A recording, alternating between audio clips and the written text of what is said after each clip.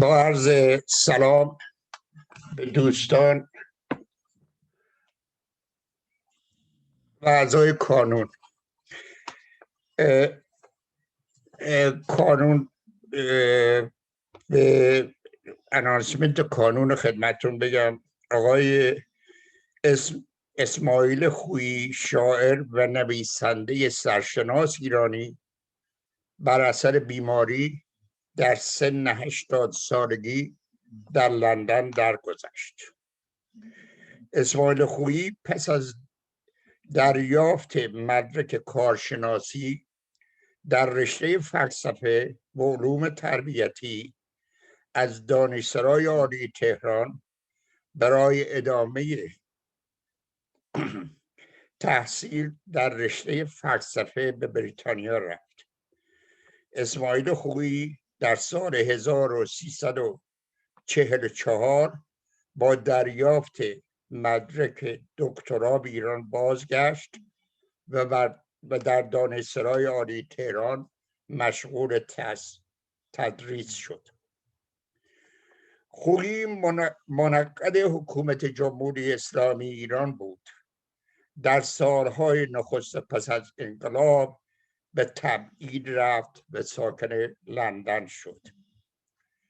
او در سال 2010 جایزه ادبی فردریش روکت را از آن خود کرد. جایزه ادبی شهر کوپر که هر 2 سال یک بار به نویسنده و ادیبی از خاورمیانه تعلق می‌گیرد.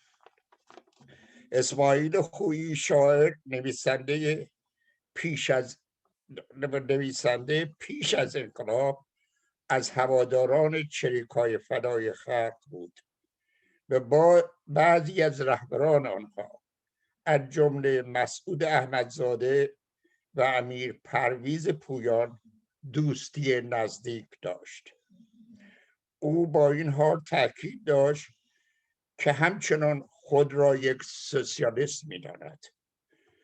کانون دوستداران فرهنگ ایران در واشنگتن دی سی این ضایعه را به خانواده محترم ایشان و جامعه فرهنگی و هنری میهنمان تسلیت می‌گویم.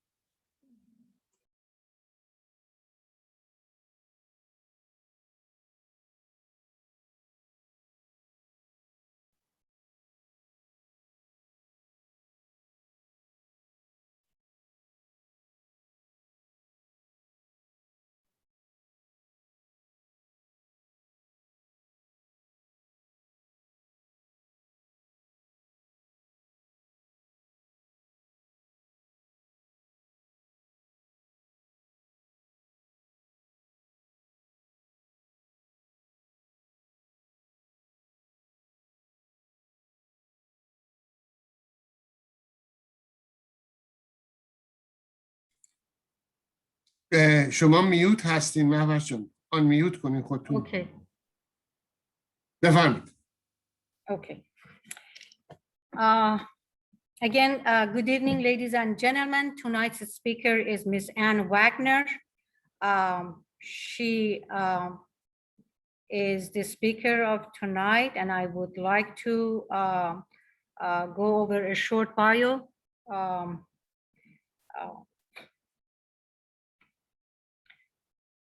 Ms. Wagner degrees: BA in French, German literature, BS in Bachelor of Science in Mechanical Engineering, MA in teaching English to speakers of other languages, retired as a facility engineer at NASA Goddard Space Flight Center. Taught English in Vietnam for 1.5 years, teaching community and college ESL. Now the description of the topic tonight, Whereas one view of US slavery has been that of a primitive economic system that was isolated to the southern states, Edward E. Baptist in his 2014 book, The Half Has Never Been Told, portrays it as a significant part of the booming 19th century capitalist economy and a major driver of national industrial development and financial integration. Today, 150 years after the Civil War, many of the effects of slavery can still be seen. Here is a partial reference list related to US slavery used in this tonight's presentation. Baptist EE 2014, The Half Has Never Been Told. Einhorn R 2008, Slavery, Enterprise and Society. Fernandez Villaverde 2021, The Regional Economies of Colonial America. Farner P 1968, Business and Slavery, the New York Merchants and the Impressible Conflict. McKay KL ND, Statistics on Slavery. Morgan K 2007, Slavery and the British Empire, From Africa to America, Oxford, New York.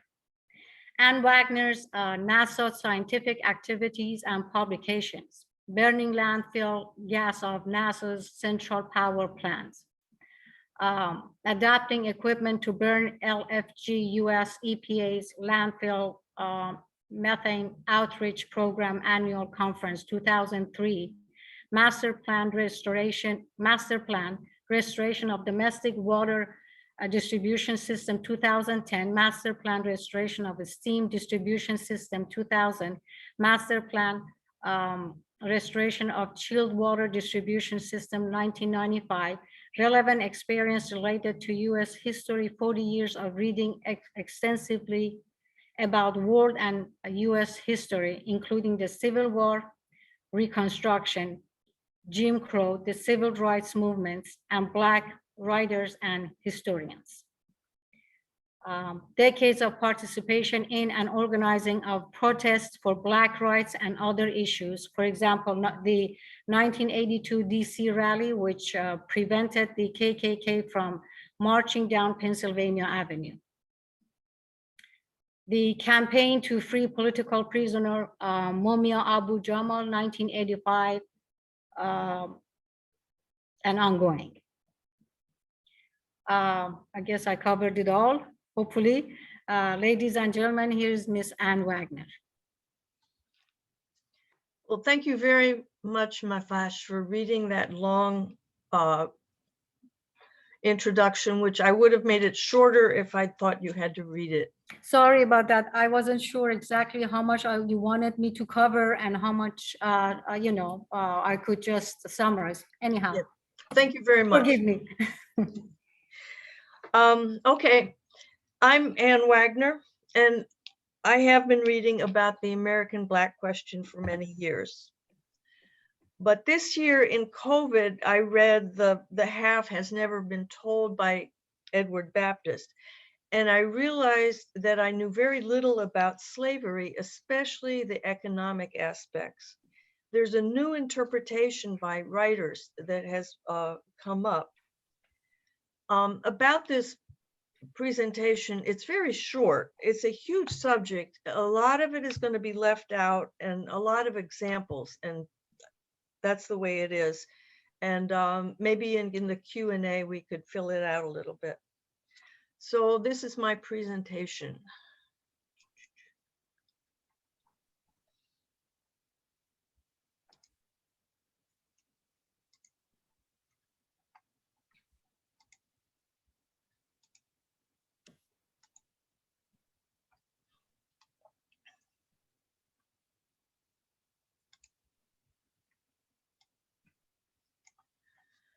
Okay, slavery, the foundation of America's development. How the huge cotton fields in the South made possible the industrialization that has led to the US as a present world power. Not just economic, slavery was also a significant political and cultural factor. This is what I'm going to talk about. First, how Europe imported and used captured Africans in the Americas. The colonial economy, slave and free. The founding of the United States. Expansion of slavery into the Mississippi Valley. The cotton slave economy was modern, innovative, efficient, and brutal. Then the Civil War ended legal slavery, but not Black oppression. And how the US today shows its history of slavery.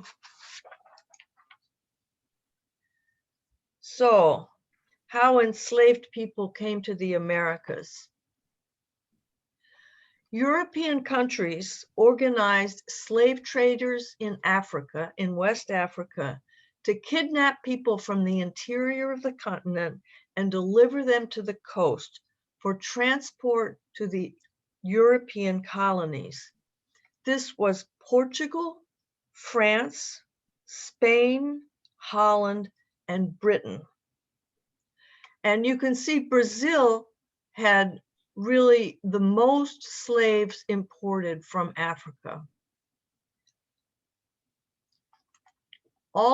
Altogether, 12.5 million Africans were shipped to the European colonies in the Americas between 1525 and 1866.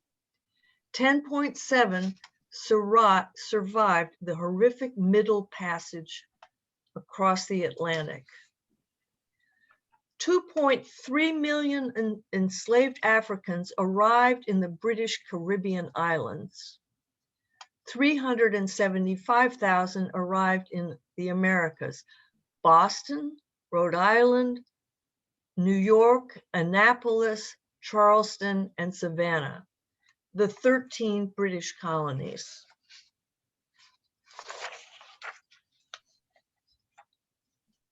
The Middle Passage refers to the trip across the Atlantic. This is a diagram of a slave ship. It was drawn by an abolitionist group in Britain. The abolitionists were actively opposing slavery, both in England and the US, and they publicized the horrors of slavery. This ship was allowed to carry 459 African people. Before 1788 regulations, it was allowed to carry 609. Each man was allowed a space 6 feet long by 1 foot 4 inches wide, less for women and children. People stayed, and there were layers in the boat. It's hard to imagine. People had to last 4 to 6 weeks in the heavy seas and storms that the Atlantic is known for. About 1 in 5 slaves died on the voyage. There were stories of sharks following these ships. So many people died and were thrown overboard. Slave traders were insured against these deaths, expected deaths. You have to realize that every African person who came to the US as a captured slave came in one of these ships.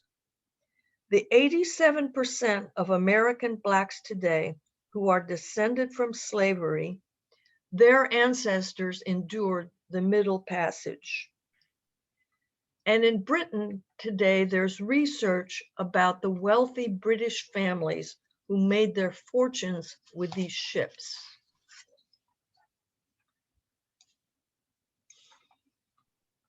So the British used their colonies to import raw materials. These were the original 13 colonies, which were independent from each other. These figures are annual averages around 1776.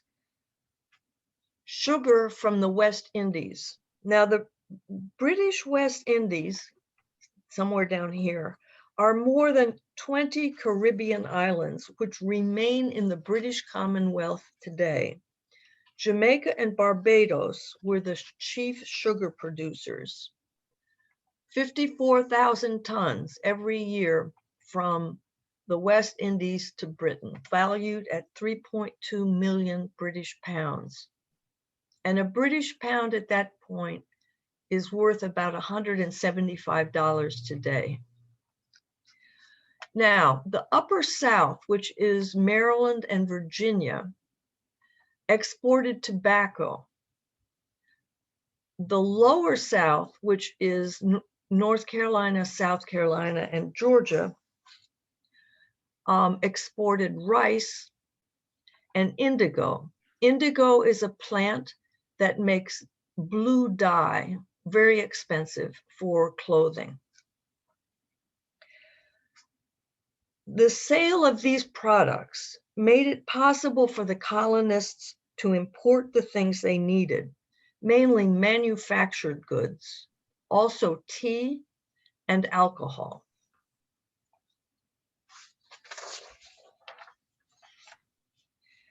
So that's the South. What about New England and the Middle Atlantic? The northern colonies shipped more than half of their exports, not to Britain, but to the sugar plantations in the West Indies. They were 3.5 times bigger than those to Britain. The colonial exports to the West Indies paid for the imports of manufactured goods from Britain. So to the West Indies plantations, whale oil. On the sugar plantations, after they cut the sugar cane, they boiled it down under 24 hours a day to make sugar. Whale oil from New England was used for lighting during those operations. Now the plantations only produced sugar. They didn't produce any food or anything else they needed. So dried fish, grain and flour, livestock were very important imports from the New England and the Middle Atlantic. And also lumber to build buildings and to make barrels for sugar and molasses. Another group in New England, especially, were the sugar merchants. They handled the imports, exports of the sugar trade, including, They also produced rum.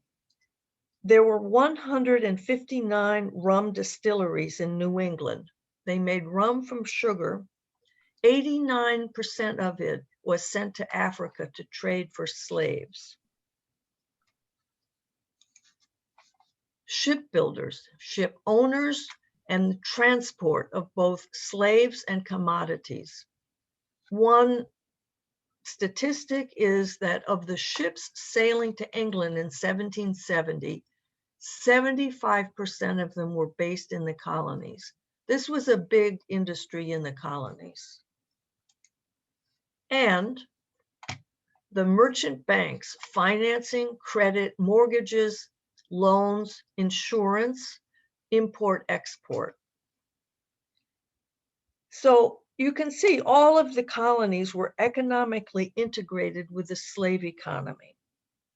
And these activities resulted in the development of transportation, industry, trading, and finance, mostly in support of the slave sugar economy. Also developed was a wealthy class, which led the growing opposition to its colonial position under the British king.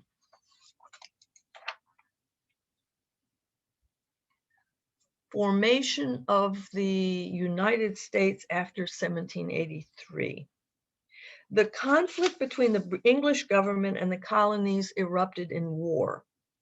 The English lost the war, left North America, left the 13 colonies, leaving them to figure out how to form a united nation.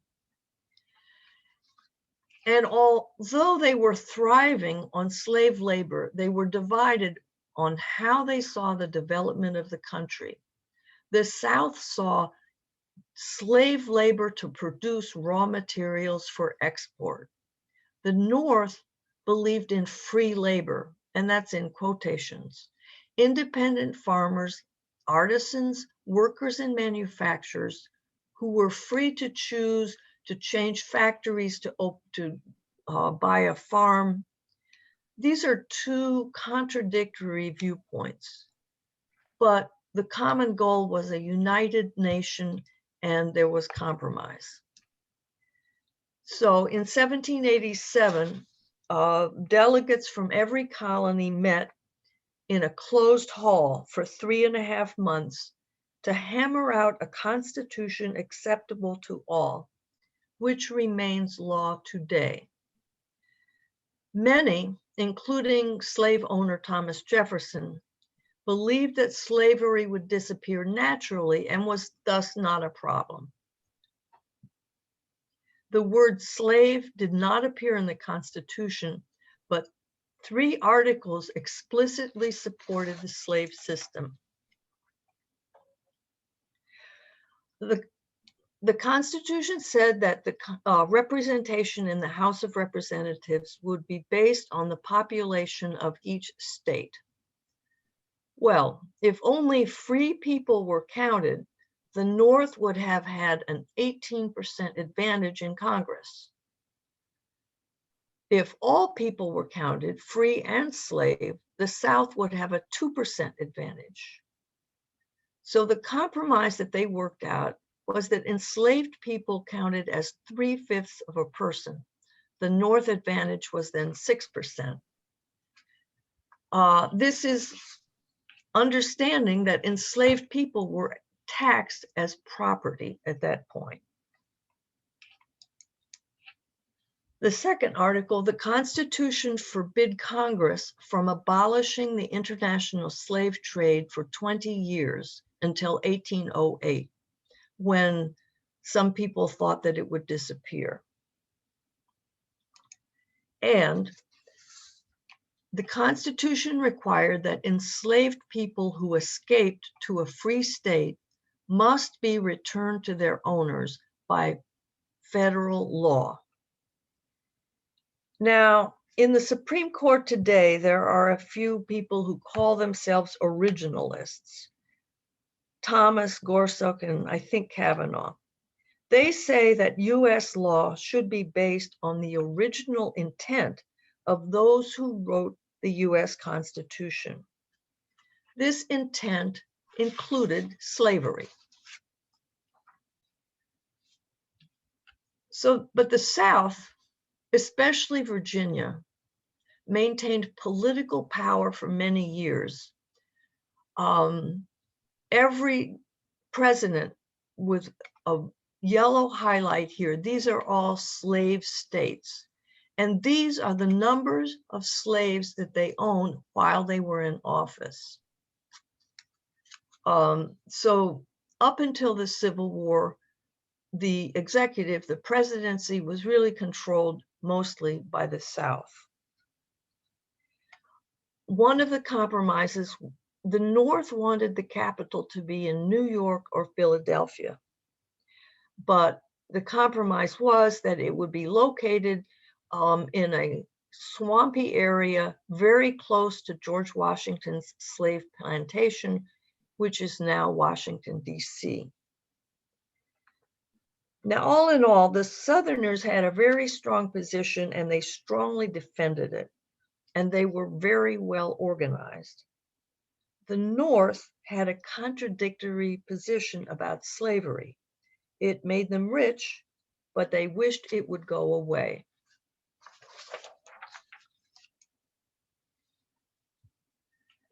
So the point is the US economy from the beginning was based on export of slave plantation products and sales of supplies and services to these plantations. Money from the slave labor built the US economy. I like this picture. This is the White House. The White House and the Capitol were both constructed using enslaved labor. Also, the wall for Wall Street in New York was built by enslaved labor. But something happened in 1791 that changed the course of the United States. Haiti was a French sugar colony. It was the richest in the Caribbean. The population was 40,000 French colonists and 452,000 enslaved African workers. In 1791, Toussaint Louverture, who was a military genius, led a successful slave rebellion that pushed out the French and established the world's first Black republic. Haiti was punished severely for this and remains today one of the poorest countries in the world. It was forced to pay 150 million francs reparations to France, worth $17 billion today. Its final payment was only in 1947 when they paid off the debt. So you ask why Haiti is poor today. Well, okay, Napoleon was aiming towards an empire in the West, but he tried to invade Haiti twice, and both times he failed. So he gave it up, and in 1803 sold the Louisiana Purchase to the United States for 3 cents an acre, 828,000 square miles for the US to expand into, and 15 future states. There were 2 consequences to this. One is that it's very ironic. The defeat of the slave owners in Haiti enabled the expansion of slavery into the American South. The second consequence is that US slave owners became very afraid of slave uprisings and increased their local and federal military control of the slave populations. Rebellions were then met with the full force of government laws and the US Army.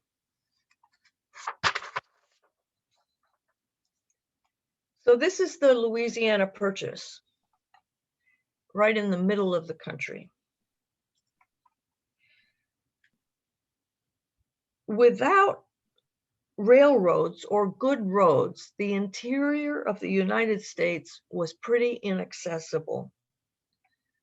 When the United States gained control of the Mississippi River from New Orleans up all the way to Minnesota, plus the rivers that flowed into the Mississippi, it opened up a huge amount of the country to settlers and farming.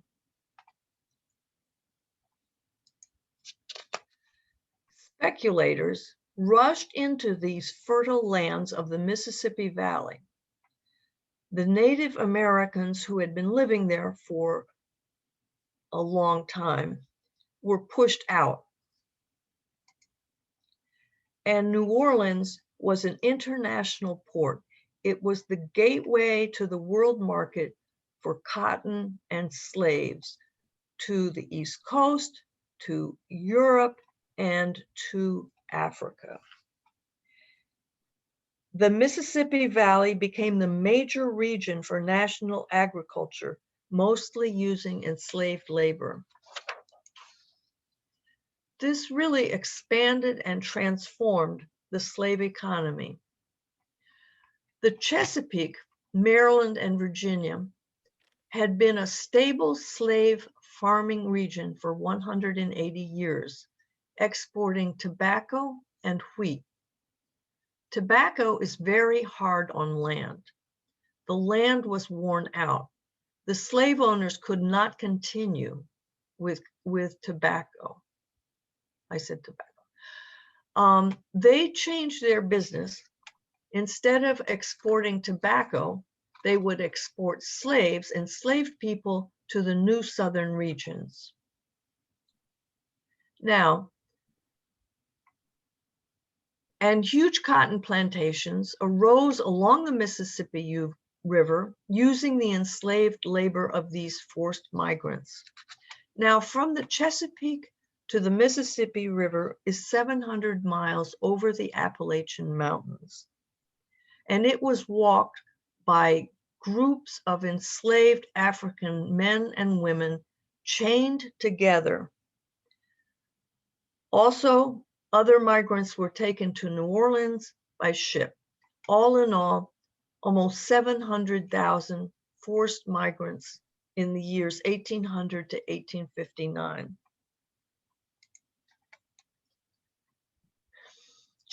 The families, stable families in the Chesapeake were broken up. Children were separated from parents who were sold. Husbands were sold away from wives. Families were destroyed.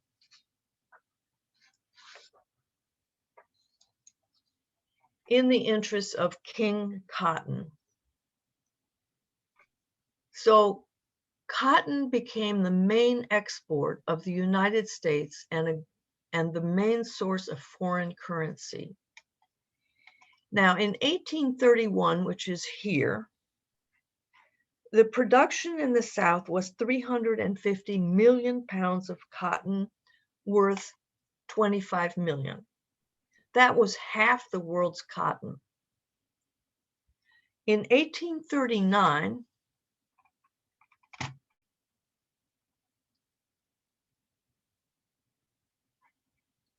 it had reached 800 million pounds at 61 million, 2/3 of the world production. And by 1860, the Mississippi Valley was producing more than 1,600,000,000 pounds of cotton every year for $192 million. And it had reached 60% of American exports. The number of enslaved individuals in America grew from 700,000 to 4 million in 1860. And one economist said, New York rose to its dominant position as the commercial and financial center of America because of cotton. The cotton trade provided the capital that allowed capitalist development in the United States. Textile mills, merchants, financial institutions, shipping, manufacturing of supplies. It was also critical for England. By 1860, 1/5 of England's population was dependent on cotton textile manufacturing. Cotton textiles were really the big boom of the Industrial Revolution in England. And cotton from the southern slave states was the driver for industrialization in Britain and the US. Cotton was not a backward, primitive agricultural crop. Its production developed and used modern industrial methods at the same time that the new powered textile factories were growing.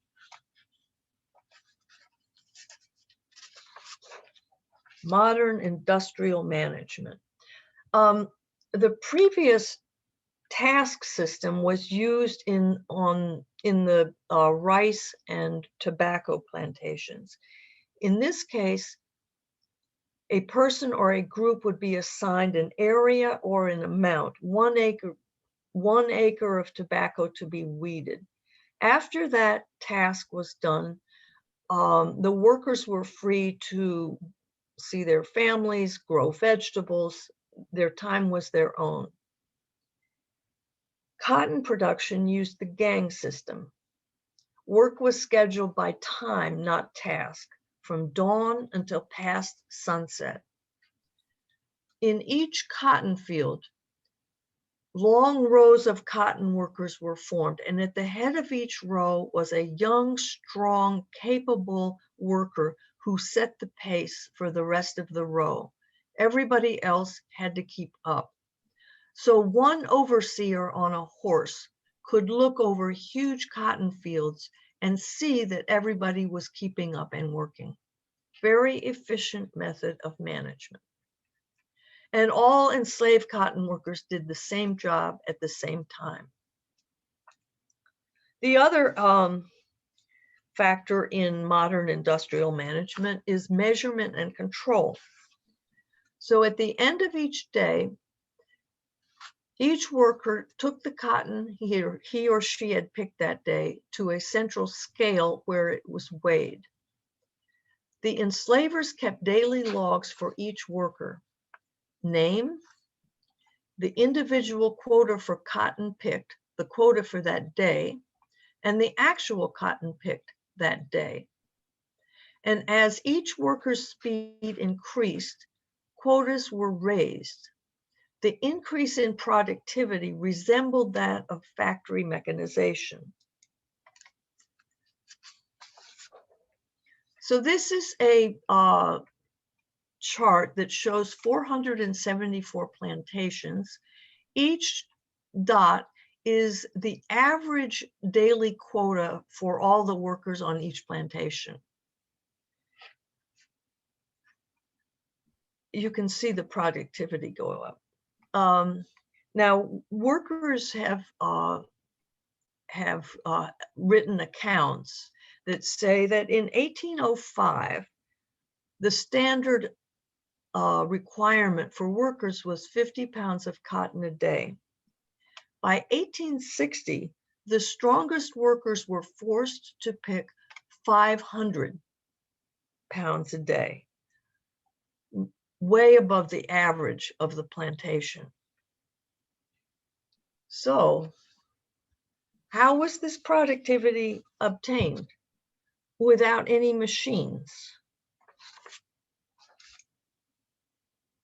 It was called the pushing system. It consisted of whipping. So a worker's daily quota was raised after they had achieved the old quota.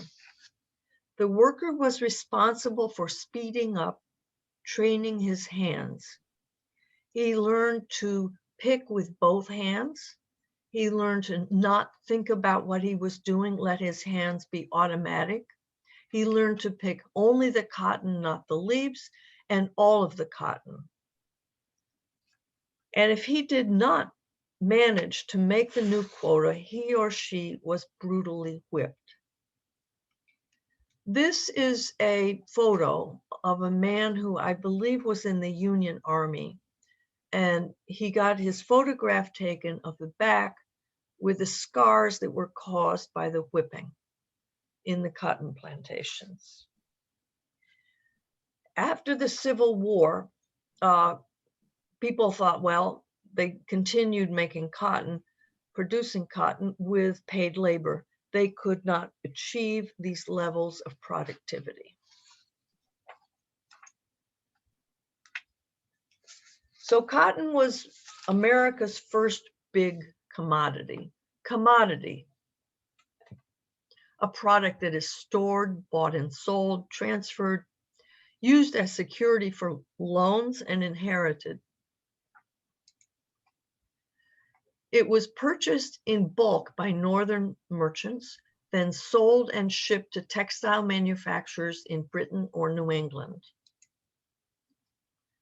Future crops were mortgaged by the planters for planting expenses or expansion, land and slaves. Sometimes when they bought slaves to expand, they mortgaged them on the spot and used the money to buy those slaves. This is all based on future cotton crops. Banks used cotton either harvested or in the field or just planned as collateral for loans. The cotton wealth, which was the land and the slaves, was inherited within the planter class. So that was the cotton as a commodity. People were also commodities in this system. Enslaved people were ordered from the Chesapeake region. A slave trader would go up to Virginia and Maryland with orders for strong young men, healthy, no family. Strong young women, healthy, no family. They were brought down and sold in central markets. They were treated as liquid and reliable collateral for loans. Liquid and reliable collateral. If a bank takes over land because the planter goes bankrupt, the bank has to figure out what to do with the land. It's not very easy to sell land. If it takes over people, it just moves them to the central slave market where they can be sold. Slave owners mortgage their slaves to buy more land and more slaves. Banks, both in the North and the South, they provided these mortgages to slave owners. Then they packaged the mortgages into combined security bonds and sold them to investors. This is similar to today, where many people's mortgages are all pooled together and sold as shares to investors. European and American investment houses saw a good opportunity to make a lot of money. So they bought and sold shares of these slave bonds, pooled mortgages, and they invested in the Southern banks. International and local finance.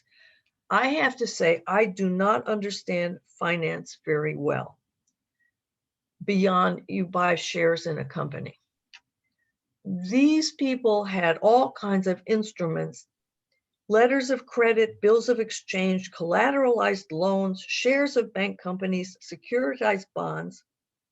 All of those were created and transferred many times between different financial institutions as they sought to make a profit.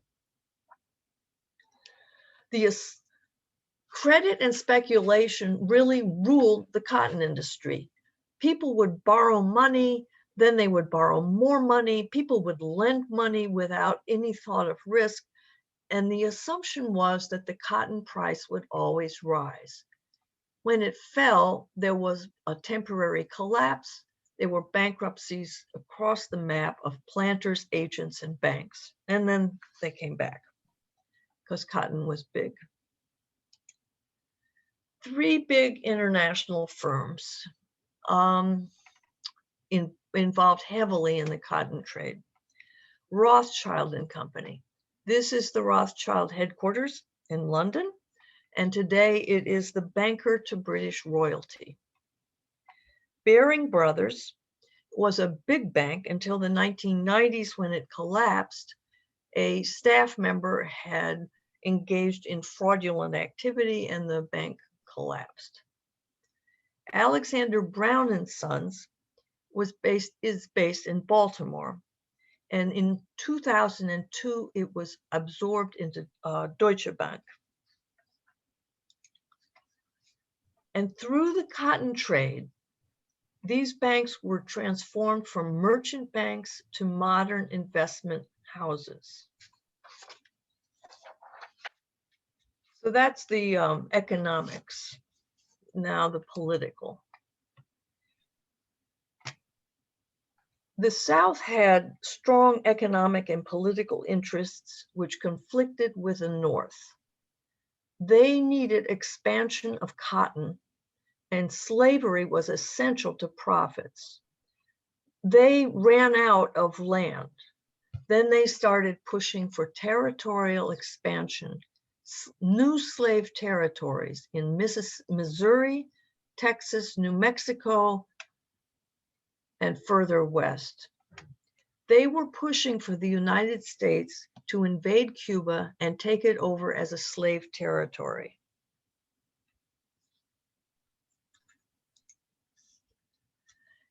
The South saw a clear danger of the North limiting or abolishing slavery. Their aim was to weaken the federal government, to prevent it from interfering. This is echoed today with the idea that you need a weak federal government, reduce the federal government, which a few recent presidents have said. Now, one legal decision that was really important was the Dred Scott decision, 1857, by the Supreme Court. Dred Scott was a slave whose owner took him from a slave state up to a free state, where there was no slavery, he became free. But when the owner went back to the slave state, Dred Scott went with him. And when the owner died, Dred Scott became part of the estate and was going to be sold on the open market. He sued. The Supreme Court ruled that the Fifth Amendment, which is you cannot be deprived of life, liberty, or property without due process of law. The Fifth Amendment protected slave owner rights because enslaved workers were their legal property. Now, the US has a very high respect for property. You can't talk about decent housing is a human right. No, decent housing is a property right. Healthcare is not a human right. No, healthcare, the hospitals, is a property right. So you can see that today. The most famous quote out of this decision by Roger Taney, who was head of the Supreme Court, was that Black people have no rights which the white man is bound to respect. So this map shows the expansion of slave territories up until the Civil War. This was the original colonies. These states were added as slave states. In 1820, Missouri was added to a slave state in the Missouri Compromise. The compromise was that no slave states would be added above this line. No other states. Missouri was the last. Well, and that this compromise would guarantee peace forever between the North and the South. Well, in 1854, the Missouri Compromise was thrown out by Congress. Kansas and Nebraska, the slavery issue would be decided by popular vote. So the South rounded up all the hooligans and thugs they could and sent them into Kansas to sway the vote and to terrorize anti-slavery people. At that time, John Brown came down from New York with a group of people, including his sons, and they went into Kansas and fought these slave owners. It was very bloody. It was a big deal in the country. It was regarded as bleeding Kansas. And it was really the first sign that the slavery issue in the United States could not be resolved peacefully. Well, other states, Texas was an independent republic that had been taken from Mexico. It was annexed by a slave state in 1845. In 1850, the US had fought a war against Mexico, was victorious, and had taken this territory away from Mexico. California was admitted as a free state Arizona and Utah, slavery would be allowed. So the North had compromised away a huge amount of territory under threat of secession by the South. The South, if they didn't do this, the South was going to split away. So the North started to get alarmed.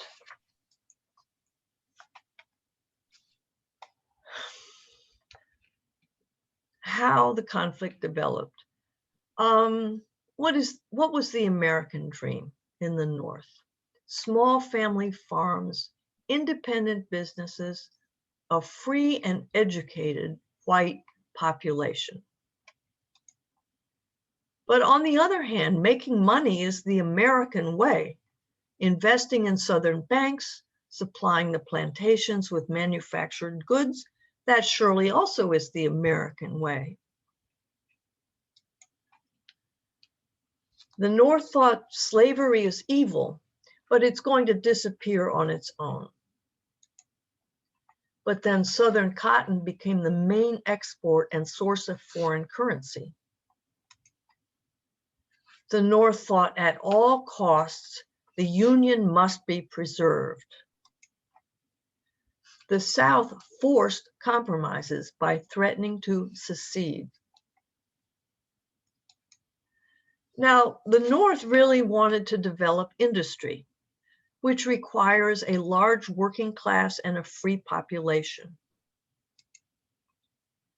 But the South was constantly pushing for territory, legal protections, and political power. So the North came to the conclusion, war is necessary to develop capitalism and preserve the nation. The South came to the conclusion, war is necessary to keep a slave society. So at that point, the Northern capitalists became very enthusiastic about the war, about developing capitalism and preserving the nation. After a couple of years of not very good military achievements, some of the North capitalists became tired and started to talk about negotiations.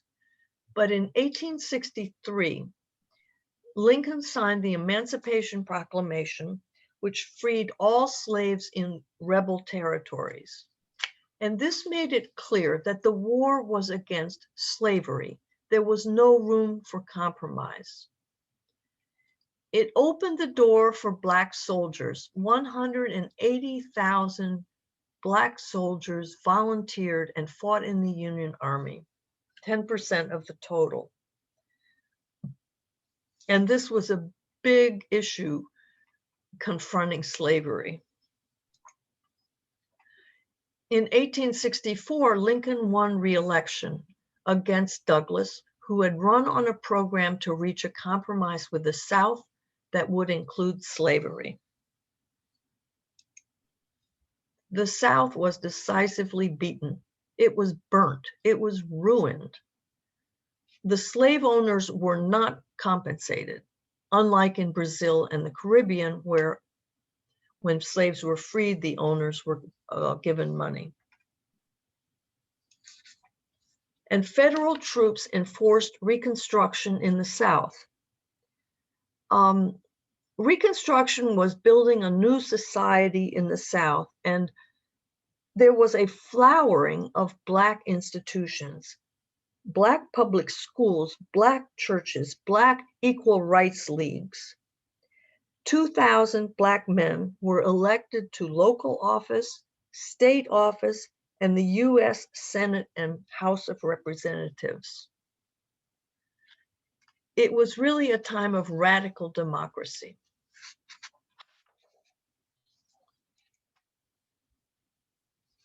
But the Northern capitalists once more got tired. And now the government at the end of the war had promised 40 acres of land to each freed slave. This was a chance for significant land reform, small independent farms in the South. But this policy was quickly abandoned, leaving the plantations whole. In 1877, as part of another compromise, the government pulled the troops out of the South, leaving the Black population vulnerable to the white supremacists. The planter class reassumed political power using the violence of the Ku Klux Klan and others. The landless freed slaves were forced to work in feudal conditions in the fields. And Jim Crow laws were passed that enforced segregation, poverty, and loss of legal rights. Jim Crow refers to the laws in the South that enforced segregation. They were only legally removed in 1964 and 65. Before then, the Black population had very few rights. However, in the early 1900s, big industries started to develop in the northern big cities, Chicago, Detroit, New York, Milwaukee, other. And they sent down recruiters. They needed workers because it was the middle of World War I. They sent recruiters down to the South to find workers. And over a few decades, more than 6 million Southern Black people escaped from the South to go work in the growing Northern industries in the big cities. They were given only the lowest jobs with the lowest pay and crowded into Black neighborhoods. Although they faced strong racism, they were in a better position as industrial workers than they had been as powerless agricultural laborers. Okay, so let's talk, I want to talk about Black people, today in the United States, who just as much as the people who wrote the Constitution were the founders of the country. Now, the United States treats many people badly, most people badly. Immigrants, especially non-Europeans. Native Americans who were living here for thousands of years until their land was stolen. Mexicans who lived in Arizona, New Mexico, when it was part of Mexico, then it was part of the US. The US treats them very badly. But the Black population is a bit different. Because of their engagement, their integral part in the society. The Black Afro-Americans today, who 87% are descended from slaves, came to the United States in 1619 to 1808 when the international slave trade was abolished. Most of us came way after that. We are newcomers. And they built this country from the beginning. So it's not a question of assimilation. American culture grew up as a mixture of Black and white. Language. Language in the Black community was taken up as slang in other communities in the US, and then it made it into dictionaries. Music, dance, folk tales, poetry, and Southern food. Also, resistance movements in this country have historically patterned themselves on the Civil Rights Movement and the Black Panthers. So Black Americans are an integral part of this country.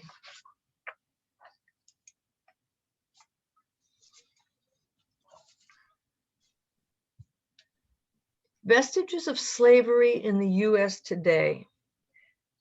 Vestiges of slavery, how can you see traces of slavery in today's United States system? One example is the death penalty. This map shows the yellow countries are the countries that have the death penalty. The United States is an advanced industrial democracy, but it executes people, a barbaric remnant of ancient history. And here, this practice is closely linked to its long years of slavery. Under slavery, executions were just destruction of property. Slave owners could kill a slave. They had every right to do that. Later, during Jim Crow, after the Civil War, lynch mobs and the Ku Klux Klan used murder to enforce white supremacy unchecked by the government. There would be lynch mobs surrounding the hanging of a Black man in a tree, torturing Black people, and the local government would do nothing.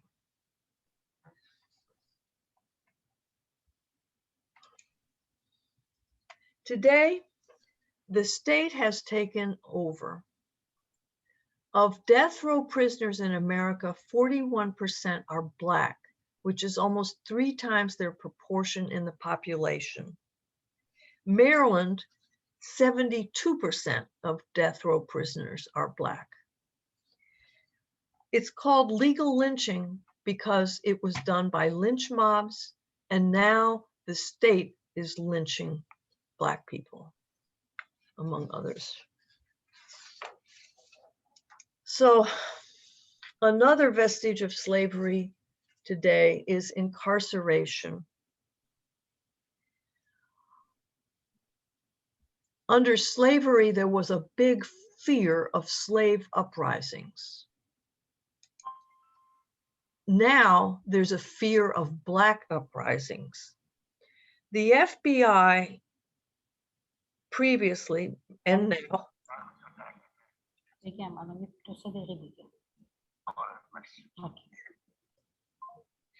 the FBI declared that the Black Panther Party was the biggest threat to the security of the United States. The FBI murdered at least 29 Black Panthers and imprisoned at least 750 Black militants, of whom 29 remain in prison today.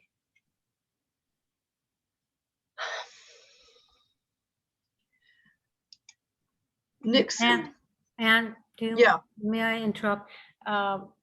We have another 5-6 minutes to wrap up, please. Okay, I have 3 more slides. Okay, Okay, thank you. sure. Nixon started the war on drugs targeting Black communities. He was quoted, "This war on drugs is aimed at hippies and the Black community." Well, hippies got off easy. The Black community did not. Clinton escalated the war on drugs, and it has destroyed Black communities.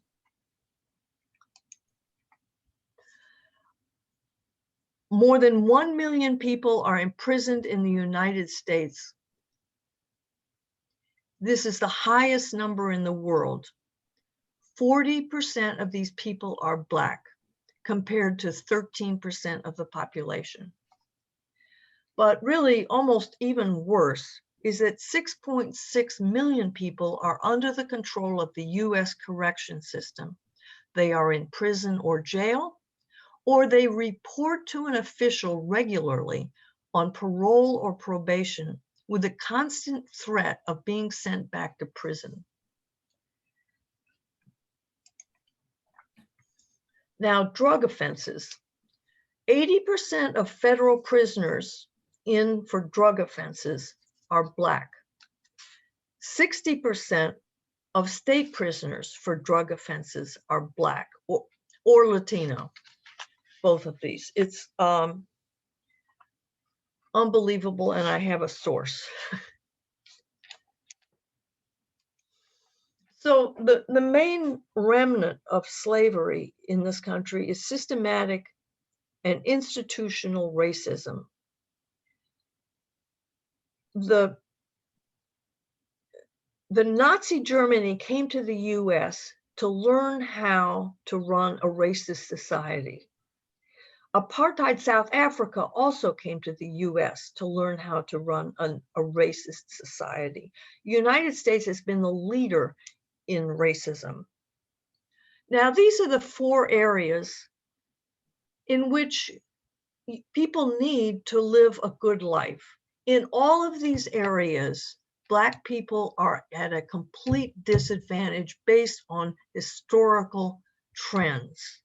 And I have more detail, and if you want, we could talk about it in the Q&A.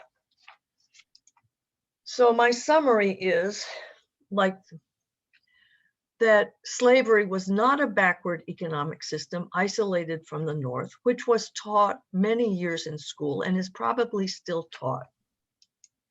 That slavery shaped the economic development of the US and its effects are still seen today. The Black population today is mostly concentrated in the poorer levels of society due to these ongoing effects.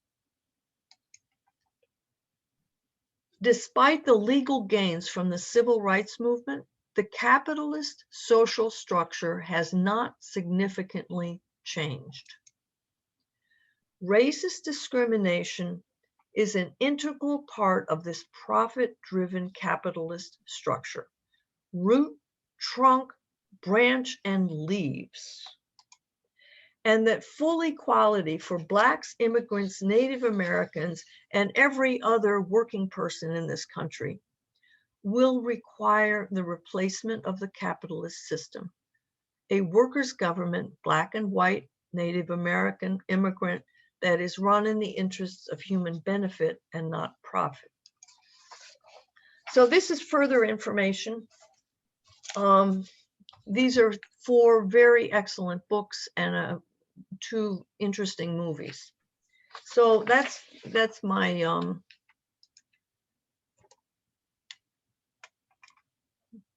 now how do I stop sharing? Okay, Mavash? Yes. Are you done? Yes, I'm done. Okay, great. We will take a 15-minute break. And after that, we will have questions and answers. And I don't know if you're familiar with the process. We will, each person will have 3 minutes to ask questions, and you will have 5 minutes to answer those questions. So good. I guess, yeah, we're ready. Okay. Okay. Yeah, the first question. The first person is Mr. Moshashai. Mr. Moshashai. I'm able to unmute myself. Thank you, Anne, for great presentation on U.S. slavery. Thank you. And I guess I have few questions, relevant questions. One on the role of universities, amongst them, my own university, Georgetown Universities, selling the slaves without, and behind the scene, slaves in basically in Maryland. Can you elaborate a little bit about that? And also the other question I have is, how did the Black African actually became, a slave trader in Africa? And also the third question is the legacy of slavery as we go on. How has it affected the lives of modern, African American today? Thank you. Okay. Okay. And Yeah. Very interesting questions.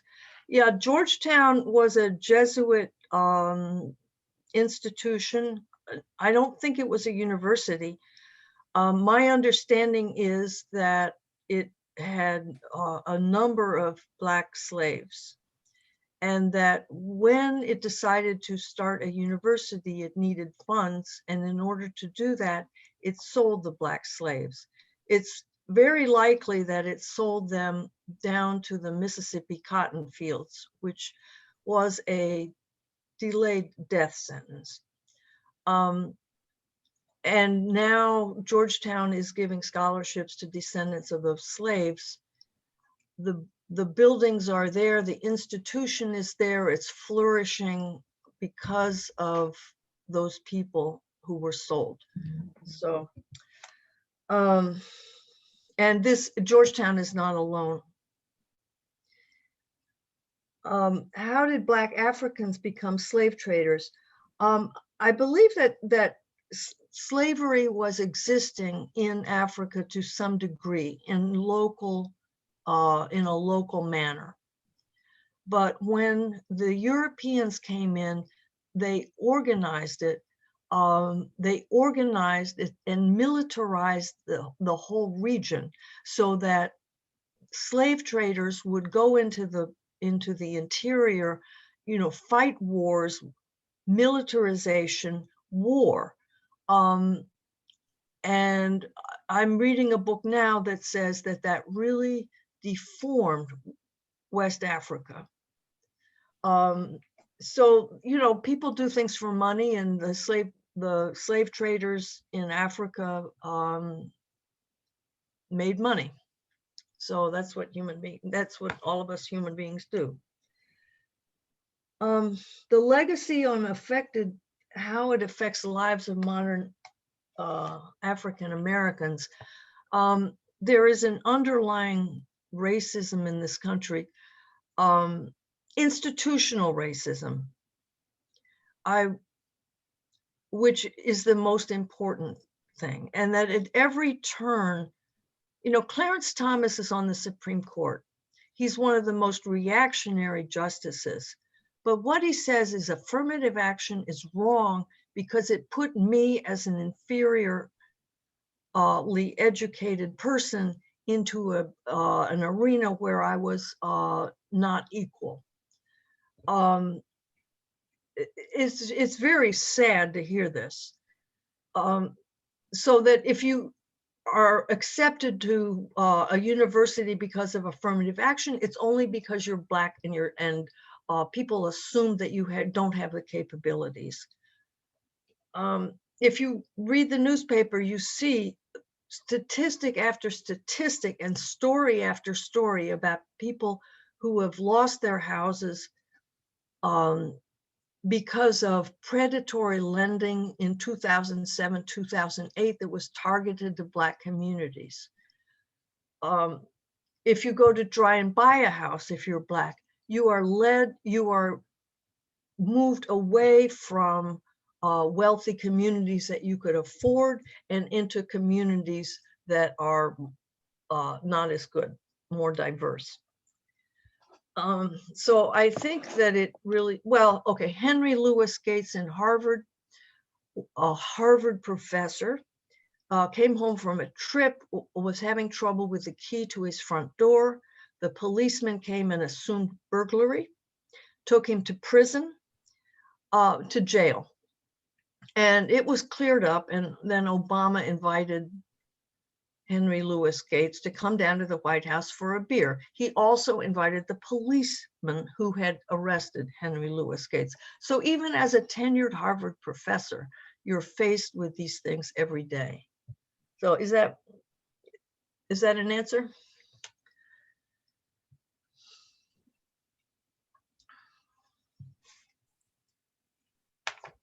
Yeah, I mean, okay, he's mute, so Okay. we go ahead. okay. Next is Miss Munir.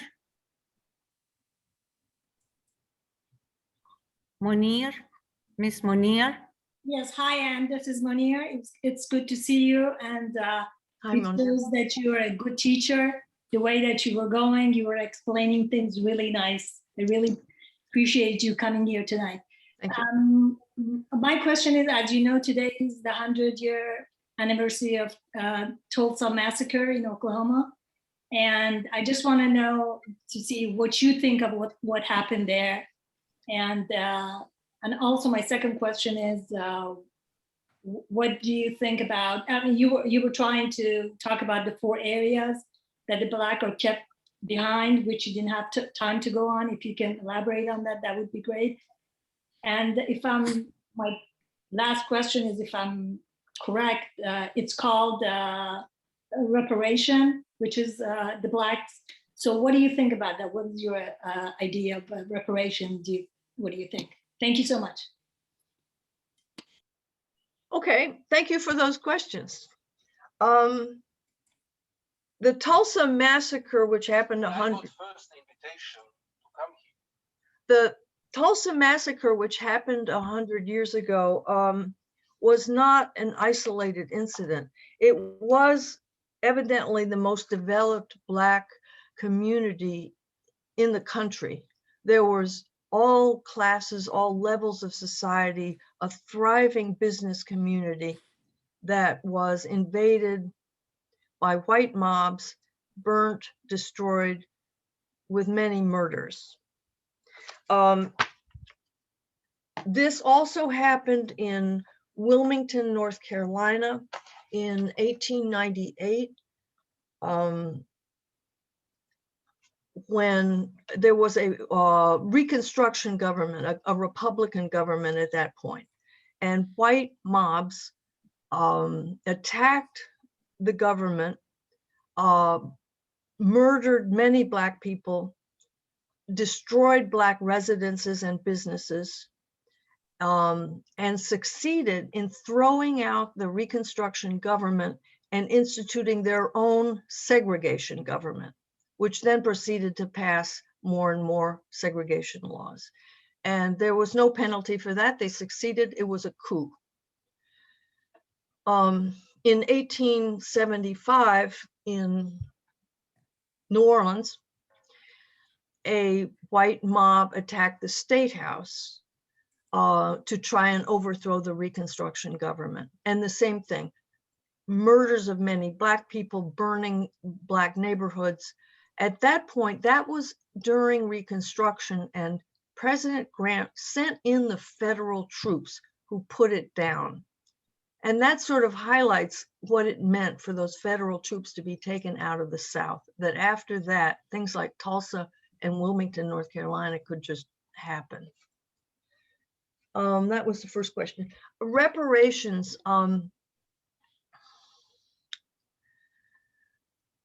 It's too easy.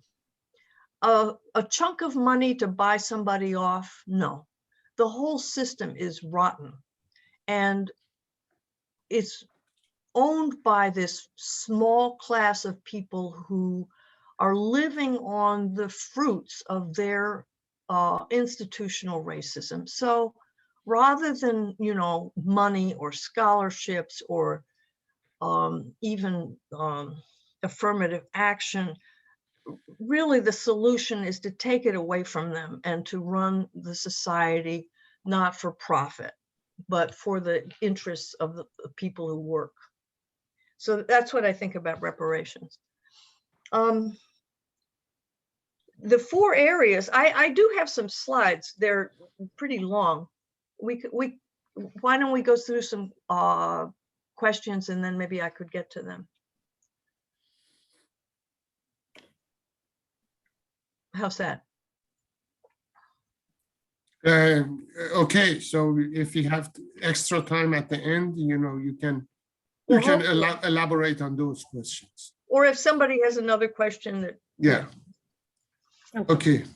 Next is Miss Vakili. Miss Vakili. Yes, Can you am I hear? okay? Can I hear me? Uh-huh. Okay. Thank you very much, Anne.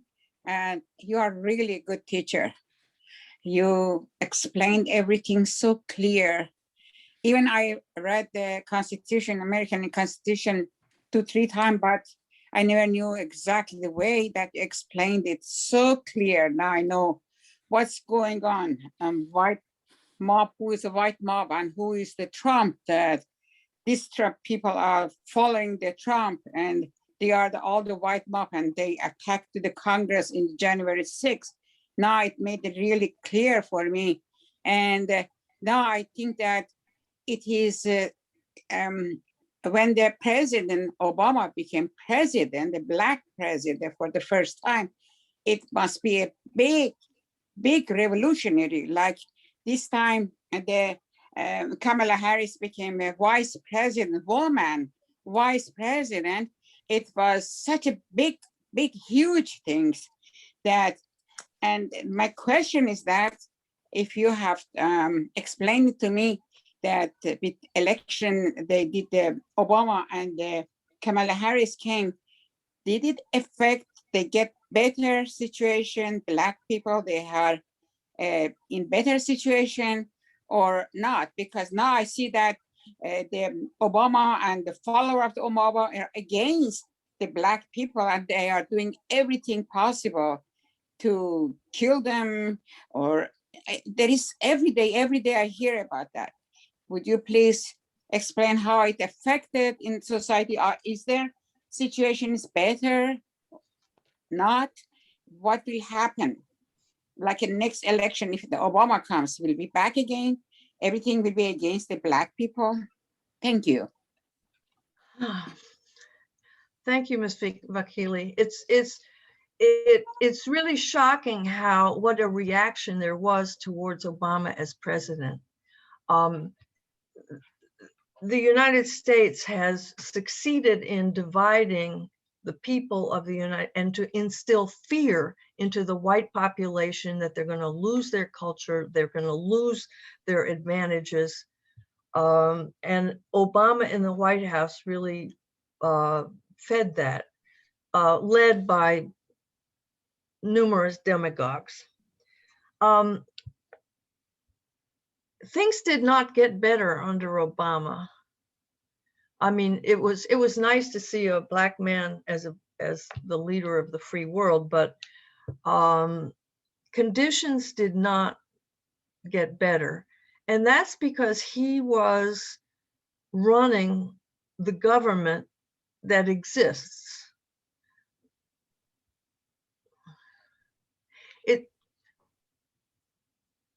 For example, there are calls to either defund the police or oversee the police, control the police. In most states, in every state, the police union, which is supported by a lot of politicians, is saying that that is impossible, that the police need to be brutal overseers of the population. The police union is completely refusing to give up any immunity, which that's one force that's really obvious in the country that is not going to be moved by the election of someone to either the White House.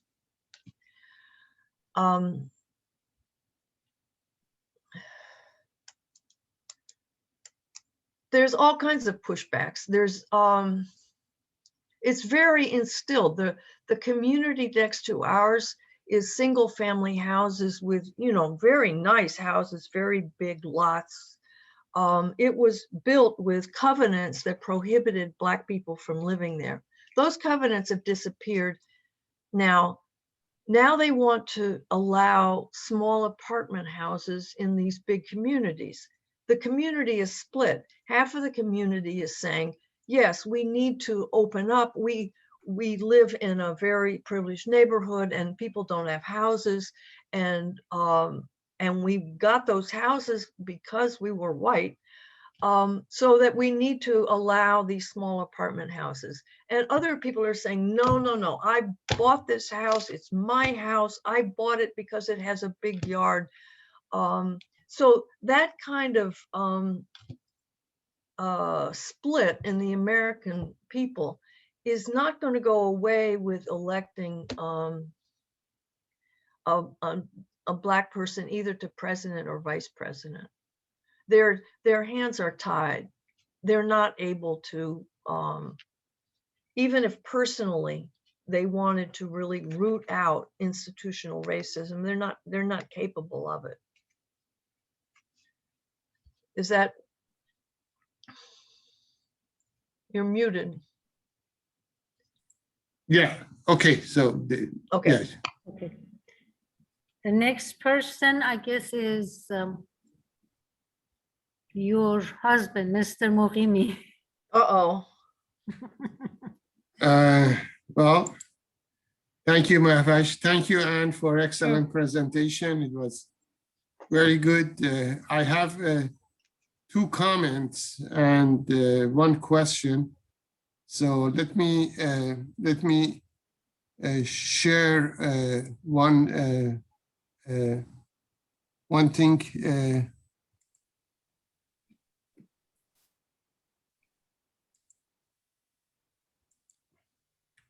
So there is 2 comments that related to this subject. In 1619 project, this was on August 1619. In 2019, they introduced this project, which talk about 400 years of anniversary of the first slave, 20 slaves arrived in Africa, from African to the Virginia. So the person that created this project is an academic, and in New York Times, put the series of 1619 project. And Nicole Hannah Jones, the person that created this project, is teaching in North Carolina University. And that was a big, huge success. And of course, they have a lot of criticism from the right and from the white community that this is not the real, true history of the United States. And she won a Pulitzer Prize for this project, Miss Nicole Hannah Jones, for this project that happened. But what happened? I just want to relate what she did a lot of research to put this project. The result was that now in 1619 project founder, Nicole Hannah Jones, loses University of North Carolina tenure offer because of the criticism that she did on that. So she is the professor of University of North Carolina, and the board of the director of the university refusing to give her tenure track that she deserved. Susan King, the dean of the UNC School of Journalism and Media, she said that very disappointing, and she was afraid it would create a chilling effect. King said Hannah Jones represents the best of our alumni and the best of our businesses. So this is an example that how the person that even write about the slavery in this project is going to be punished in United States now because of this. Another one that Monir asked about Tulsa Race Massacre. Today is the 100-year anniversary of that. And Block Wall Street that was there, it was destroyed by the Ku Klux Klan. Over 300 people were died and more than 10,000 people were destroyed because of this Tulsa Massacre. But nobody talked about this during the last 100 years that this happened to this. And this was another example that the people that living in the segregation in this community, in the, what they call it, the Greenwood community of the Tulsa, they were all Black and they thrived. They had educated, they have doctors, lawyers, everything was moving forward without help of the white people. And so they decided with some excuse to burn that Black Wall Street and to kill a lot of people. So that's the punishment of the people, that they can show that they are capable of doing this. So that's another comment. And my question is actually the same question as Monir, that how you talk about employment, housing, healthcare, and education. Could you elaborate a little bit more about these, probably after the last person asked question? Thank you. Okay, thank you. Thank you very much for the comments. You gave many more details about both the Tulsa Massacre, and you brought up the author of the 1619 Project, which is what happens in this country. Thank you. Next is Mr. Hojat. Mr. Hojat, Ali Hojat, or not? Is he here? Yeah. He Ali has John raised his hand. Okay, you can unmute yourself, Ali. Okay, I did. Were you able to do it? unmute کردم ولی هست به من اجازه نمیداد که unmute بکنم خودمو. بعد الان هم هست اجازه نمیده که تصویر زیبای منو ببینیم، ولی مهم نیست. من سوالی رو که داشتم خانم منیر کردش، به همین جهت تکرارش نمیکنم و I'm sorry and I should speak English. No, go ahead. Before Ms. Monir asked my question, but my dear wife has been following the program from the beginning.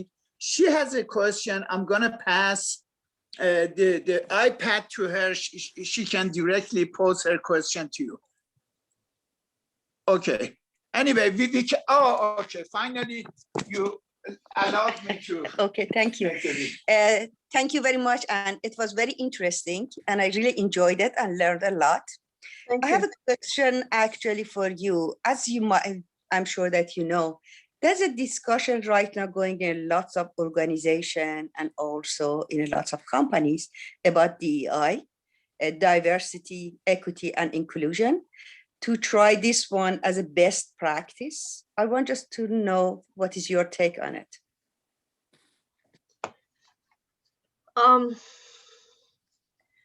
Well, in working for so many years, I've gone through a lot of corporate initiatives.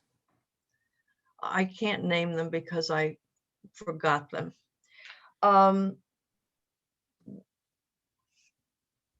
Diversity, and I think it's a corporate plan that is not going to change very much. By diversity, they mean public display of officers, CEOs, upper management in different colors. Equity, the equity they mean cannot touch the equity that people live under. Whether they're going to use, are they going to stop putting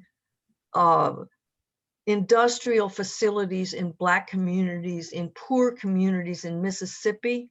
Are they going to move their gas plants in Texas out of the Black neighborhoods? Are they going to move all those people into a nice suburban area someplace else? No, that's not what they're talking about.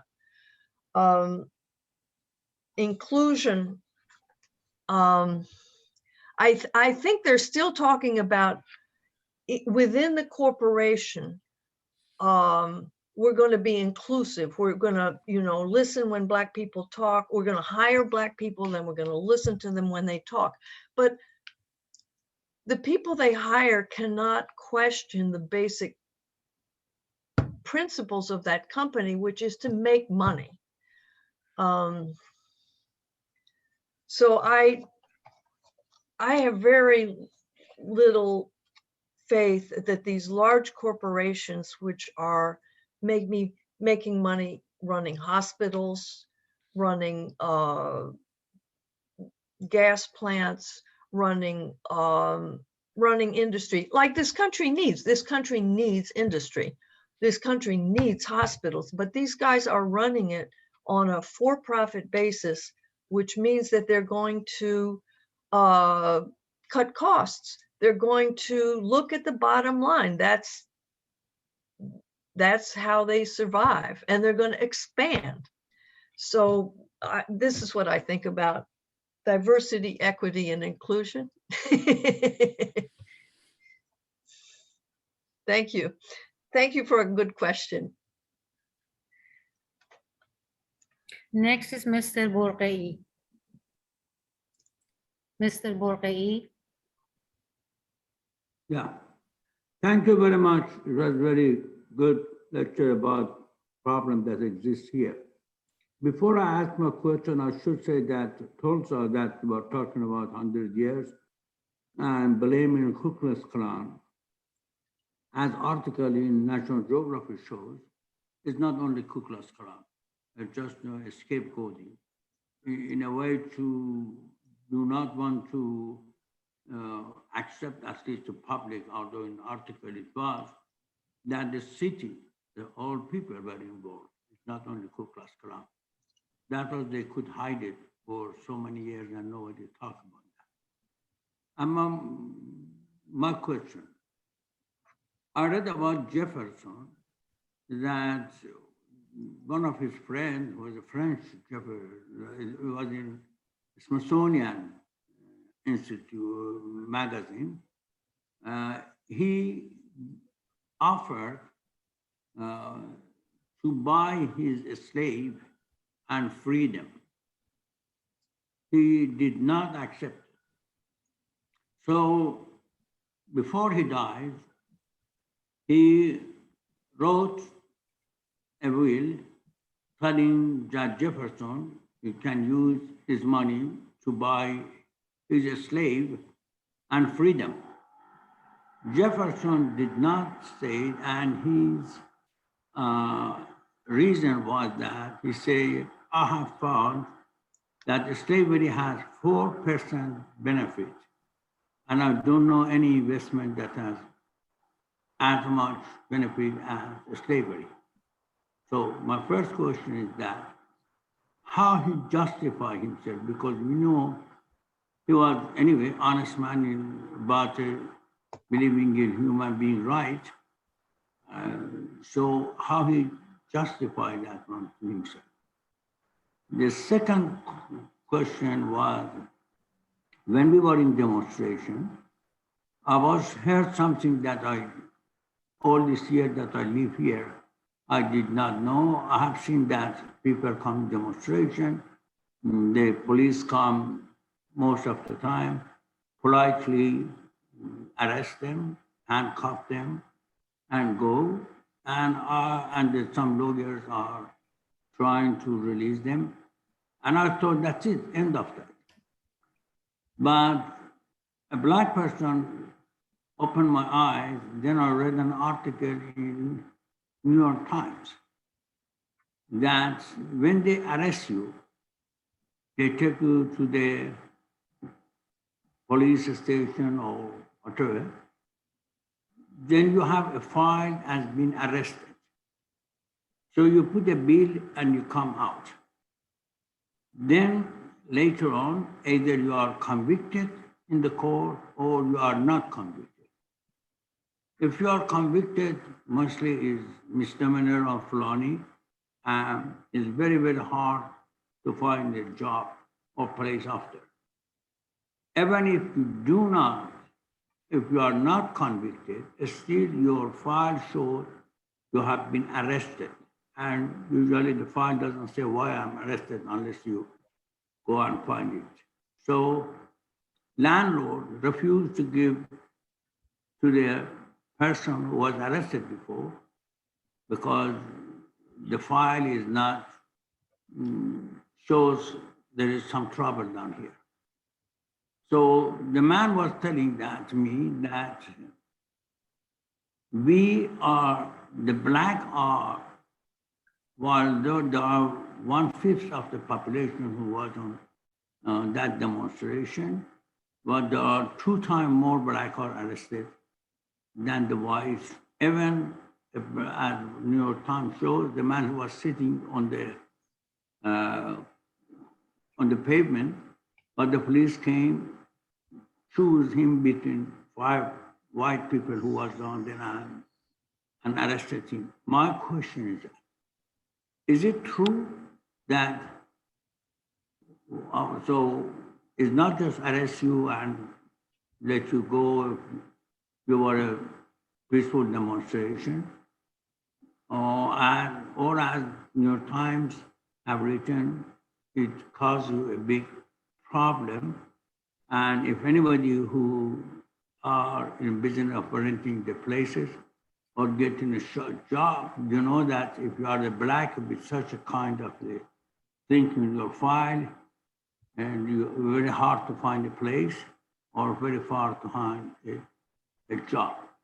So my question is that, is this two that I read is true, or what is the justification behind it? Oh, thank you, Mr. Hojat, for a very valuable addition to this that's necessary. And your point about Tulsa is absolutely correct, that it was not just the KKK, it was the white establishment in that city. And in Wilmington and in New Orleans. Now about Jefferson, I had not heard that story about Smithson leaving money for Jefferson to free his slaves, which was turned down. Jefferson was a very contradictory character. He believed in independent farms at the same time that he ran a slave plantation.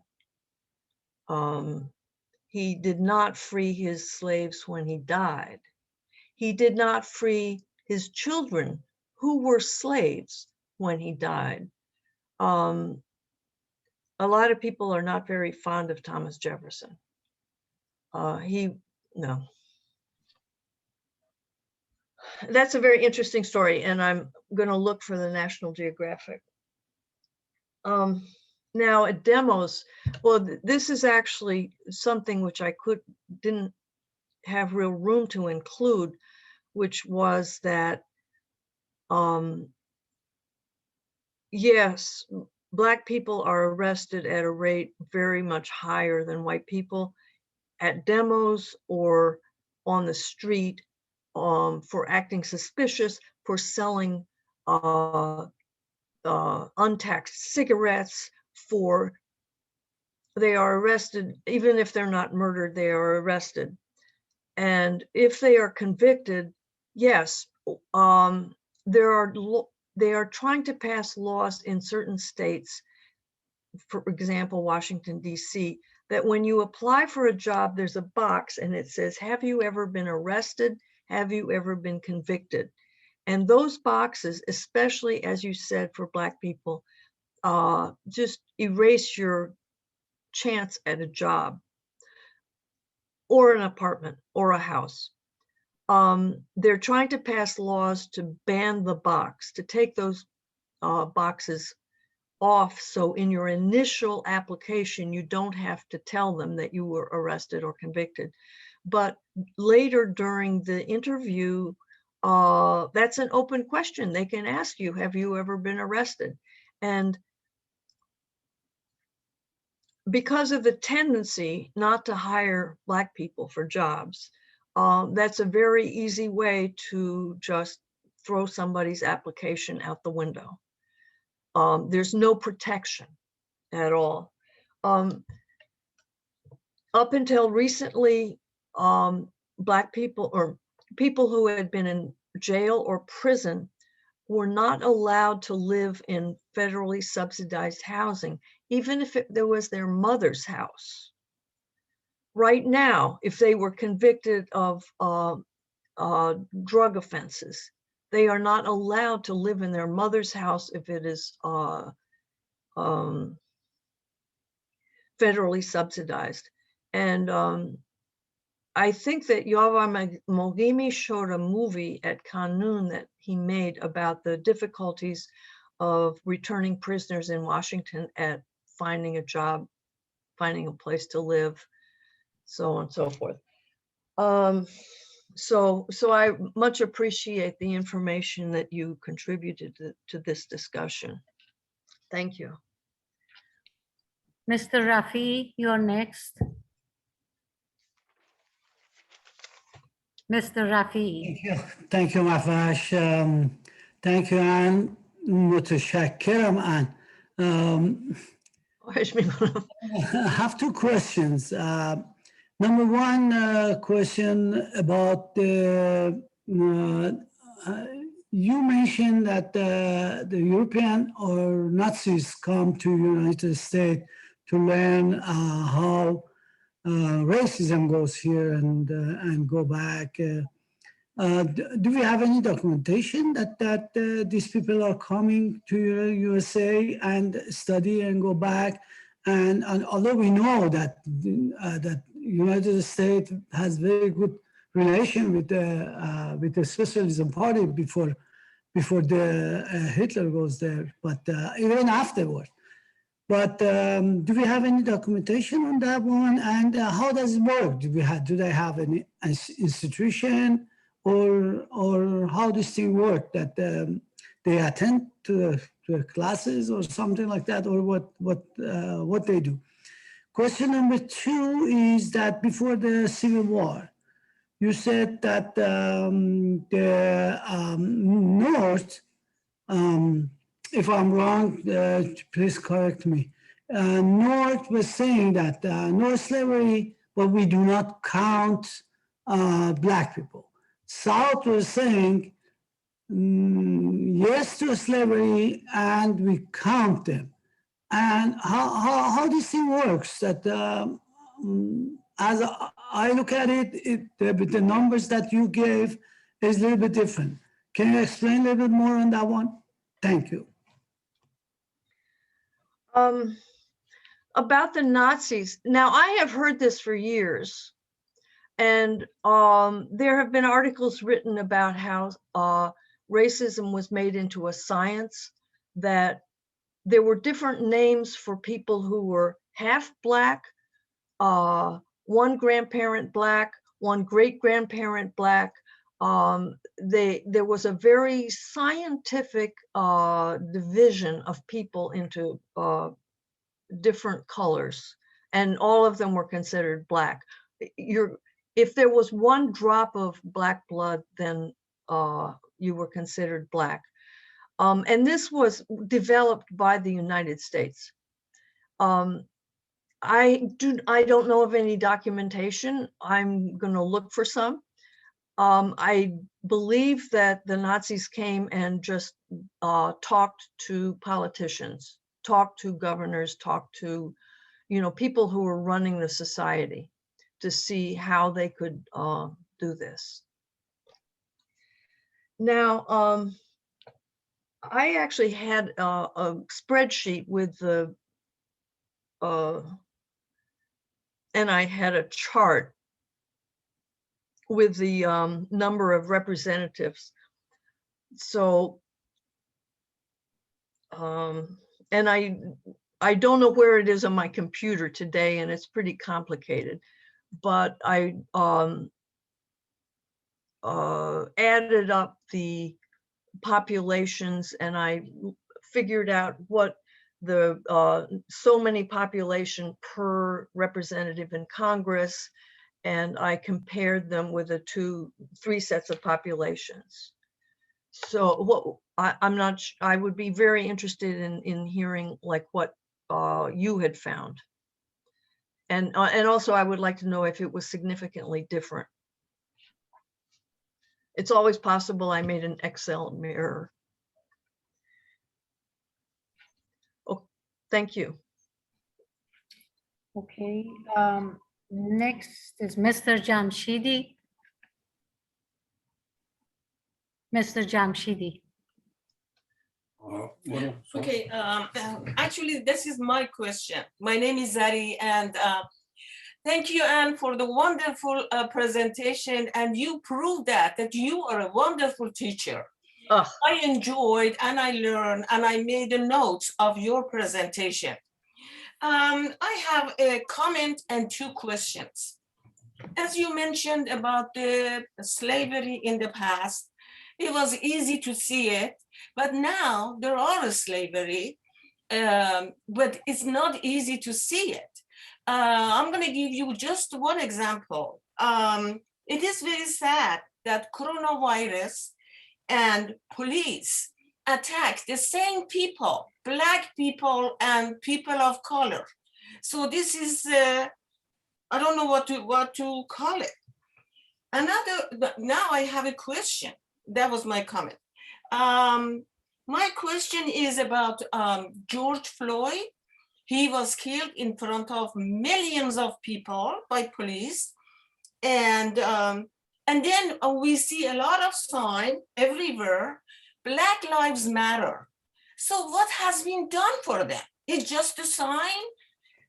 And then after a while, it's nothing. You know, it's like everything that happened in here, they talk about it, and later on, you don't hear about it. And in the history, this is my second question. In the history that you were talking about John Brown is an expression that people use it. So is that related, that John Brown that you mentioned in the history of the slavery and the expression that people use it, John Brown? Could you give me an example of how people use that expression? They use it in a negative. You know, when something happened that they don't like, oh, John Brown. Something like that. I don't know. I heard it. As a matter of fact, the most co-worker I've heard are Black people, and that's why they use that John Brown as a bad person or negative sign. But thank you. Thank you. Okay. Hi, Zari. Thank you. Thank you for your comment and questions. Yeah, it looked for a while, you know, there were demonstrations on every street for Black Lives Matter. And the problem is that the Democratic Party wanted to defeat Trump. And so a lot of that Black Lives Matter was pulled into the elections. That, you know, that's why Biden chose Kamala Harris. You know, it was sort of brought into the system. It was incorporated, it was sold out. Which is, and Black Lives Matter itself is not really questioning the whole system. Individuals are, but as a whole, the movement is not. And it's even different from the 60s here, when people were talking about the US imperialist system, smash imperialism. You know, as effective or ineffective as we were against the system from the bottom. So I'm not sure what's going to happen, but the way it's going, it doesn't look too good. It looks like a few cosmetic changes and maybe not too much else. Now, John Brown as a negative. Now, John Brown is very controversial. He, there's been a lot of books and movies about him, and he was considered by a lot of people as a crazy man. He was very religious. He thought that the sword of God should like smite down the slave owners. And he personally, you know, used his sword and rifle to smite down the slave owners. So perhaps people think that if you're going too far and making trouble and being extreme, then they might call you John Brown. I haven't heard that. It's interesting.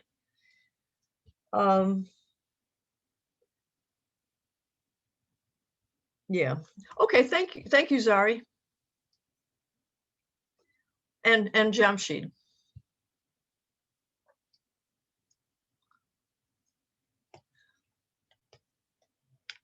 You're muted. Can you hear me again? I'm sorry. Okay, we're going to let you go over the rest of the presentation. I guess you had some more slides to show, so you can go ahead and take advantage of the remaining time. Unfortunately, we don't have much left, so we're going to have the time.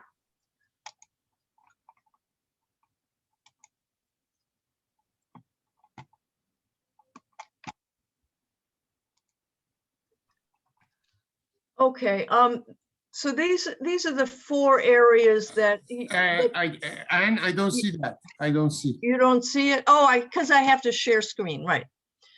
Okay.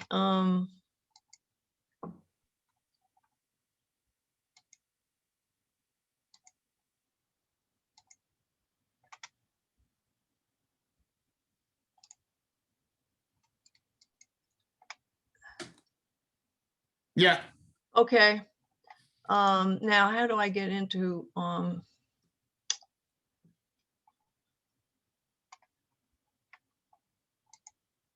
okay.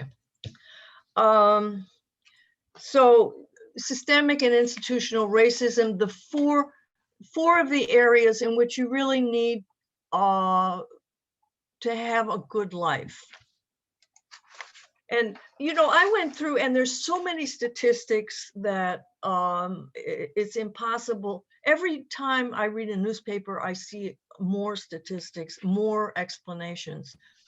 In terms of housing, in 1934, the federal government, the Federal Housing Authority was started, and they thought that they would help the banks out by characterizing neighborhoods as A, B, C, or D, namely low risk for loans to high risk for loans.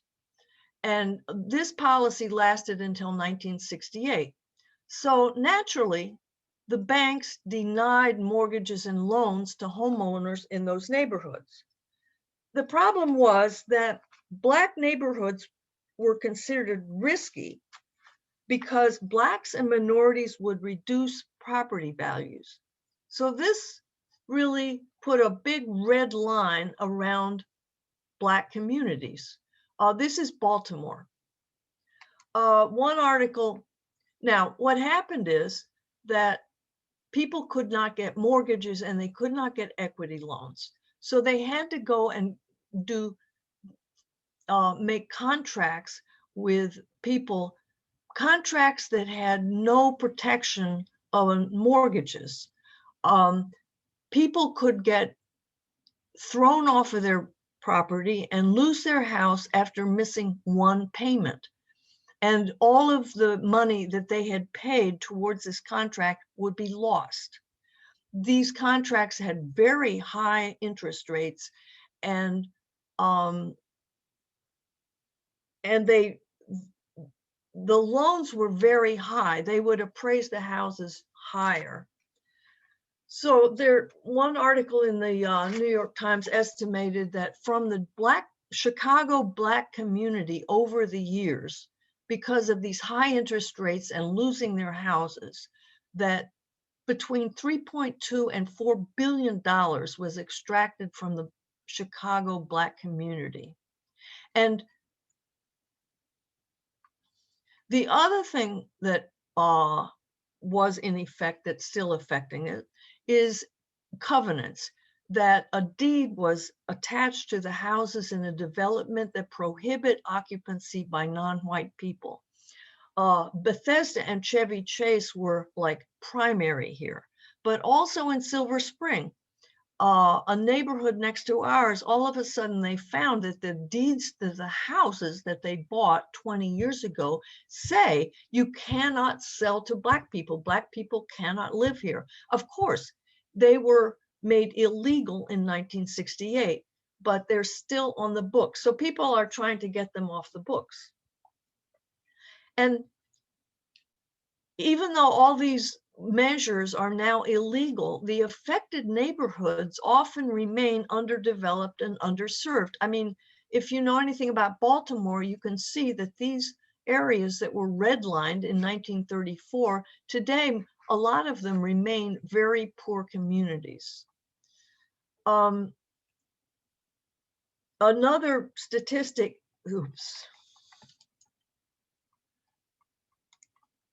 is that median wealth wealth comes from usually in either inheriting it or the value of your house. The median wealth now for white families is $134,000. Black families, $11,000. Median means half of the families have more than this, half of them have less than this. So you can see the everyday consequences today of that, of those measures. This is a graph that I found. This is rates of owner occupancy from 1870 to 2007, that after the Civil War, the gap in the percentage of owner occupancy of people who owned their houses was 49%. And it got the Black households, it went up. And now it started to go down again. Now this stops in 2007, and in 2008, many Black families were foreclosed upon because of bad loans. But even before that, the gap between white households and Black households was increasing. So that's housing. And housing is important in a lot of ways. For one thing, in the United States, the funding for each school, half of it comes from local property taxes. If you're in a poor neighborhood, you have a poor school. It's completely unequal. Another thing is that school segregation is now higher than it was in 1968. I think I have a slide for that. Yeah, this is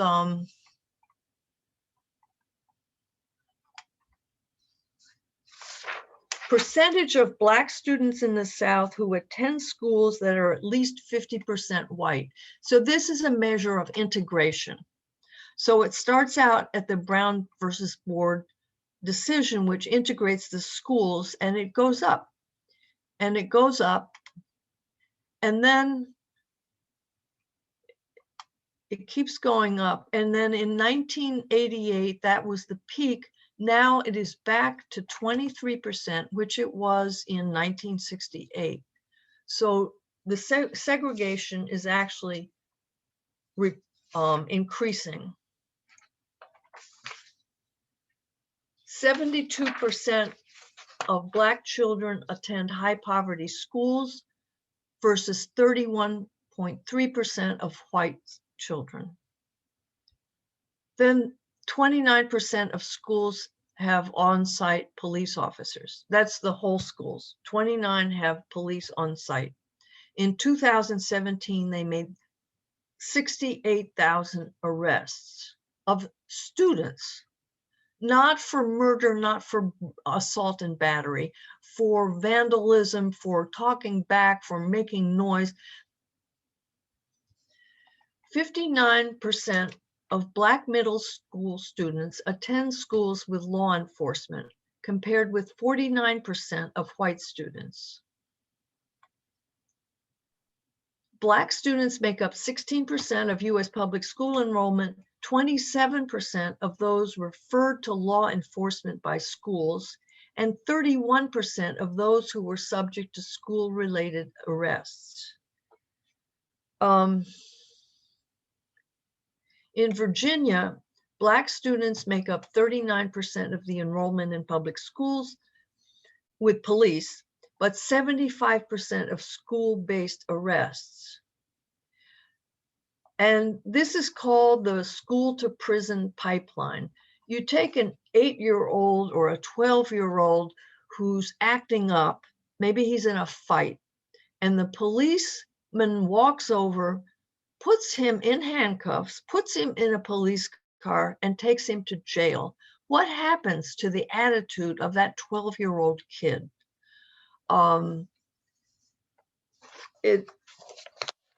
It's destroying children's lives. That's only part of the problem with education. I'm sure that people have other stories. Okay, this was the educational attainment of Americans in 2019. This is white and this is black. So as you go up the ladder of education, high school graduate or equivalent, wait a minute. Yeah, some college or associate's degree, black is actually higher than white, but to complete a bachelor's degree or get a graduate or professional degree, white is greater than black. So this is another shot at education and how this is going to affect employment and the ability to buy a house. Now, employment is heavily dependent on education. If you graduate from a good college, the odds are you can get a better job. And the median income in 2019, and that means half above, half below, for Black households was $46,000 compared to $76,000 for whites, a 65% difference. In 2019, 21% of Black individuals were living under the poverty line compared to 7.3% of whites. So this is not an individual problem. This is a social problem. 750,000 Black men are in prison. And as we talked about, finding a job after leaving prison is a very difficult task. 55% of white workers are in managerial or professional positions compared to 32% of Black workers. So that's just, the statistics. What leads to that, whether it's education, whether it's lack of transportation, whether it's being turned down for job interviews, that's not, all of this shows up in these statistics. Okay. And we have a few more minutes left, just about. This is the last slide, I think. Now, healthcare has so many statistics that 2/3 of the hospitals that have opened up since 2000 are in wealthy suburban areas. And the number of hospitals inside big cities has fallen. They're closing hospitals inside big cities, a drop of 46%. They say that 5,800 areas are considered primary care shortage areas. There is not enough doctors in these areas. 58% of them are in areas of highest poverty, where people have the highest needs. The rates of chronic diseases are higher in the Black population. Infant mortality in the US is very high. It's high anyway. It's 4.6 babies die before 1 year old per 100,000 live births, 10.8 for Black babies, more than twice as high. And in DC, it's 13.9, and in terms of health, poor minority neighborhoods often lack healthy food, supermarkets. They lack parks and community services, and they lack clean air and water. This is the statistics on chronic diseases that white is blue, black is red, and in terms of high blood pressure, diabetes, and stroke. In every single one of these diseases, they're hitting the Black population much, much harder. And again, this is not an individual problem, it is a social problem. So that's it for the slides. Stop sharing. Thank you very much, Anne. It was very informative. We appreciate your time. So, thank you. Thank you very much for the invitation. I much appreciate it. I had a it was very good for me to prepare this. My pleasure. And I appreciate the comments. Sure. Okay. Well, so we're going to go ahead and wrap up tonight's program and say good night to everyone. Thank you all for joining us. Thank you. You're welcome.